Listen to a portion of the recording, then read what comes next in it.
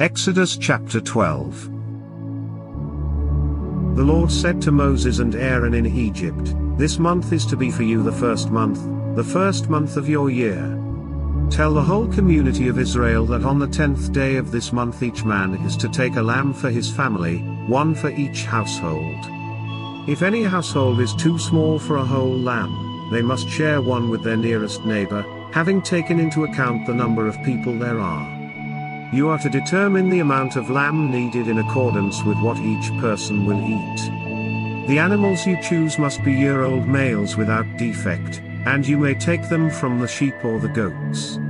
Take care of them until the 14th day of the month, when all the members of the community of Israel must slaughter them at twilight.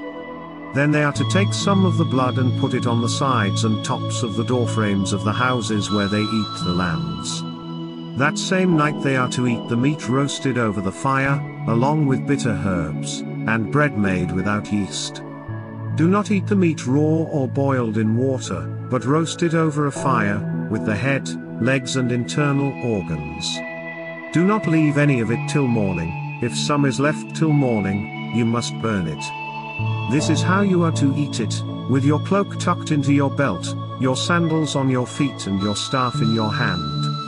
Eat it in haste, it is the Lord's Passover. On that same night I will pass through Egypt and strike down every firstborn of both people and animals, and I will bring judgment on all the gods of Egypt. I am the Lord. The blood will be a sign for you on the houses where you are, and when I see the blood, I will pass over you. No destructive plague will touch you when I strike Egypt. This is a day you are to commemorate, for the generations to come you shall celebrate it as a festival to the Lord, a lasting ordinance. For 7 days you are to eat bread made without yeast. On the first day remove the yeast from your houses, for whoever eats anything with yeast in it from the first day through the 7th must be cut off from Israel. On the first day hold a sacred assembly, and another one on the 7th day. Do no work at all on these days, except to prepare food for everyone to eat, that is all you may do.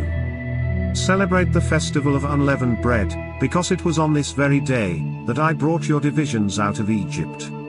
Celebrate this day as a lasting ordinance for the generations to come. In the first month you are to eat bread made without yeast, from the evening of the 14th day until the evening of the 21st day. For 7 days no yeast is to be found in your houses. And anyone, whether foreigner or native born, who eats anything with yeast in it must be cut off from the community of Israel. Eat nothing made with yeast. Wherever you live, you must eat unleavened bread. Then Moses summoned all the elders of Israel and said to them, "Go at once and select the animals for your families and slaughter the Passover lamb. Take a bunch of hyssop, dip it into the blood in the basin, and put some of the blood on the top, and on both sides of the doorframe. None of you shall go out of the door of your house until morning. When the Lord goes through the land to strike down the Egyptians, he will see the blood on the top and sides of the doorframe and will pass over that doorway, and he will not permit the destroyer to enter your houses and strike you down. Obey these instructions as a lasting ordinance for you and your descendants. When you enter the land that the Lord will give you as he promised, observe this ceremony. And when your children ask you, 'What does this ceremony mean to you?' then tell them, 'It is the Passover sacrifice to the Lord, who passed over the houses of the Israelites in Egypt and spared our homes when he struck down the Egyptians.' Then the people bowed down and worshipped. The Israelites did just what the Lord commanded Moses and Aaron. At midnight the Lord struck down all the firstborn in Egypt, from the firstborn of Pharaoh, who sat on the throne, to the firstborn of the prisoner, who was in the dungeon, and the firstborn of all the livestock as well. Pharaoh and all his officials and all the Egyptians got up during the night, and there was loud wailing in Egypt, for there was not a house without someone dead. During the night Pharaoh summoned Moses and Aaron and said, 'Up! Leave my people, you and the Israelites.